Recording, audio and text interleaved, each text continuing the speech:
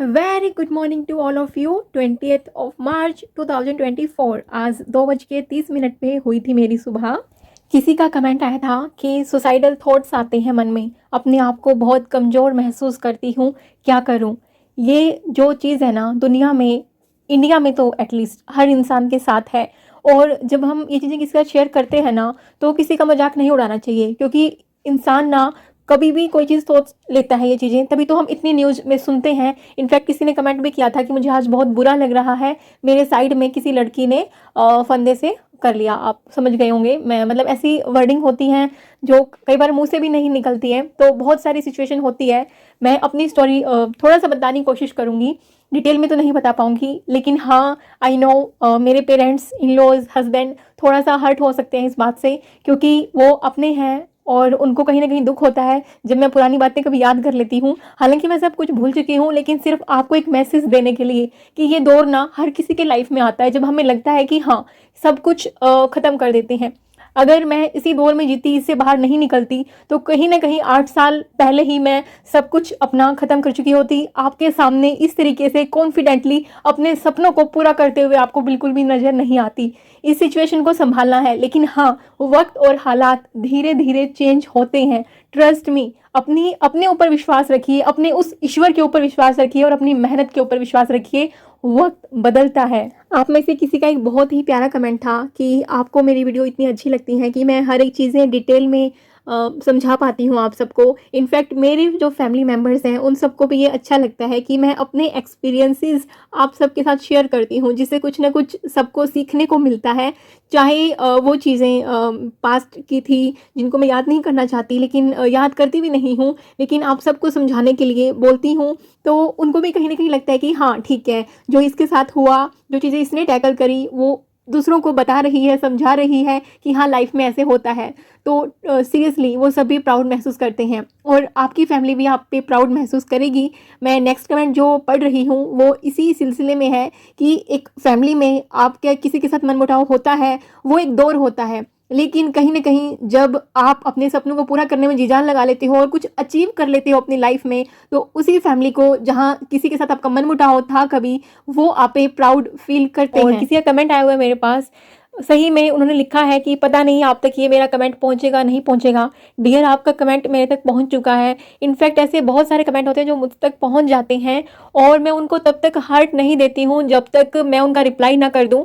जो रिप्लाई करने वाला कमेंट होता है और जो रिप्लाई करने वाला नहीं होता उसको मैं हर्ट देके वहीं पे वो कर देती हूँ कि ठीक है, मैंने इसको मतलब देख लिया है। मतलब मैं आप सबको ये बताना चाहती हूँ कि जिस तरीके से आप मुझे वैल्यू देते हैं, मैं भी हर किसी को वैल्यू देती हूँ, हर किसी के कमेंट को वैल्यू देती हूँ। ये है कि किसी का कमेंट थोड़े दिन बाद सामने आता है, किसी का पहले सामने आता है, डिपेंड करता है फ़ोन किस टाइम हाथ में है, कौन सा कमेंट पहले रीड कर लिया। लेकिन ट्रस्ट मानिए, जब भी टाइम मिलता है मेरे को, दिन में 2 मिनट 4 मिनट, मैं सबके कमेंट देखती हूँ।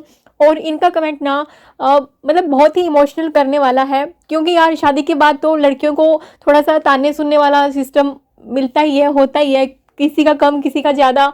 लेकिन शादी से पहले ही, और वो भी अपनी माँ से जब ताने सुनने पड़ते हैं, मुझे नहीं पता कि इसमें इनकी कितनी गलती है, लेकिन जब ये इतना फील कर रही हैं तो कहीं ना कहीं जो इंसान गलती फील करता है ना, तो वो इतना भी बुरा नहीं होता है। और इन्होंने खुद पूछा है कि क्या मैं इतनी बुरी हूँ। मैं इनका पूरा कमेंट आपको रीड करके सुनाती हूँ। ये लिखती हैं कि मैम, आपके वीडियो से मोटिवेशन तो बहुत मिलती है, लेकिन घर में झगड़ा बहुत होता है। मैं 27 ईयर्स की हूँ। मेरी और माँ की रोज लड़ाई होती है, झगड़े होते हैं छोटे छोटे काम को लेकर। इवन दो मैं काम भी पूरा कर लेती हूँ, लेकिन माँ को वो पसंद ही नहीं आता, और इस वजह से मेरी माँ मुझे हमेशा ताने देती है कि तुम कैसी लड़की हो, इस दुनिया में कौन तुम्हारे साथ रहना चाहेगा, जहाँ जाओगी सब बर्बाद कर दोगी, तुम जैसी लड़की को मुझे देखने का मन नहीं करता। अपनी माँ से ये वर्ड सुनकर मेरा दिल पूरी तरह से टूट गया है।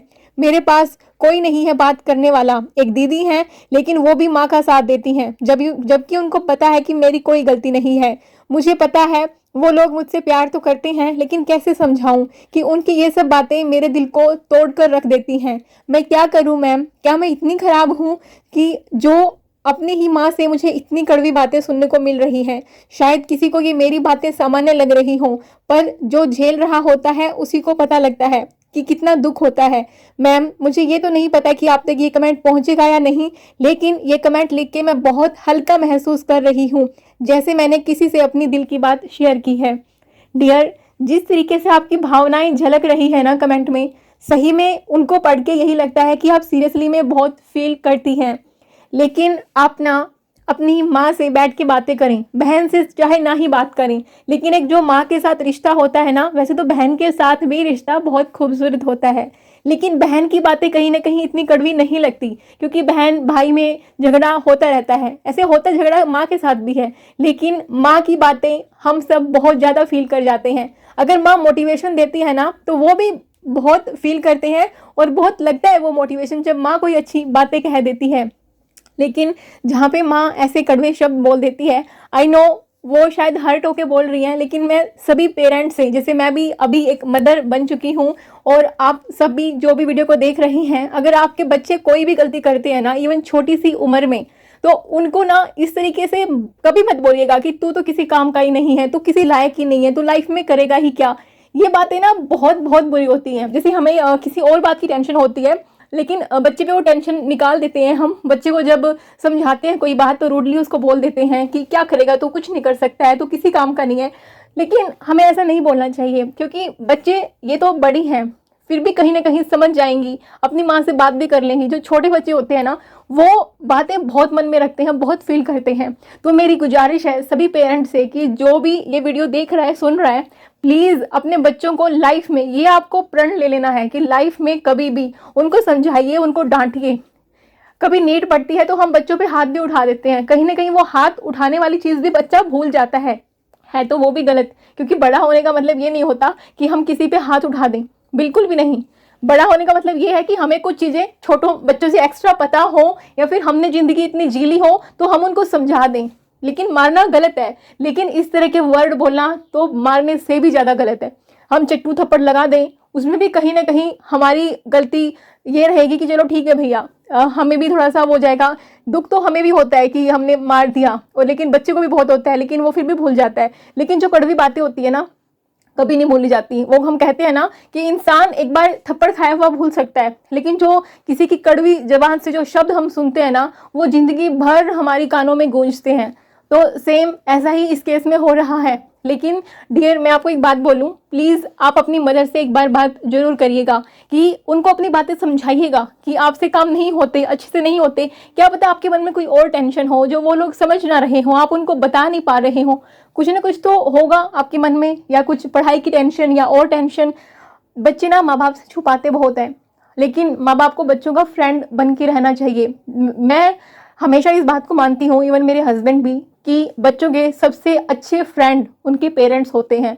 और इवन हमें ना लड़कियों को अपनी मदर से हर एक चीज़ शेयर करनी चाहिए। लाइफ में कोई ना कोई होना चाहिए शेयर करने के लिए। लेकिन एक बात बोलूँ, फ्रेंड्स से चीज़ें शेयर ना करके अपनी माँ बाप से चीज़ें शेयर करो पहले, क्योंकि फ्रेंड का हमें नहीं पता कि वो कौन कैसा निकलेगा, कैसा है, किसी का दिल हम नहीं जानते। लेकिन जो पेरेंट्स होते हैं, जिन्होंने हमें इतना बड़ा किया है, उनको इतने सालों से हम बहुत अच्छे से जान चुके होते हैं। लेकिन फ्रेंड, कुछ सालों की फ्रेंडशिप इतनी मजबूत नहीं होती जितनी माँ बाप के साथ हमारी वो कड़ी मजबूत होती है, और वो रिश्ता मजबूत होता है। लेकिन उस रिश्ते को मजबूत बनाए रखने के लिए हमें भी कदम बढ़ाने चाहिए। डियर, आप ये बिल्कुल मत सोचें कि आपकी मदर आपसे आके बात करेंगी, कि आपको फील हुआ है, आपको समझाएंगी या फिर अपनी गलती मानेंगी। आप ये बिल्कुल भी एक्सपेक्ट मत करो। आप खुद उनके पास जाओ। अगर, मुझे पता है जब ऐसे केसेस होते हैं तो रोना भी आता है, अगर आपको रोना भी आए तो रो डालो, अपनी माँ के सामने आंसू निकाल लो, सच्चे आंसू, ऐसे नहीं झूठ मूठ वाले जो हम बचपन में करते थे कि कोई गलती कर दे, माँ बाप कहीं डांटे नहीं तो आंसू निकाल दिए।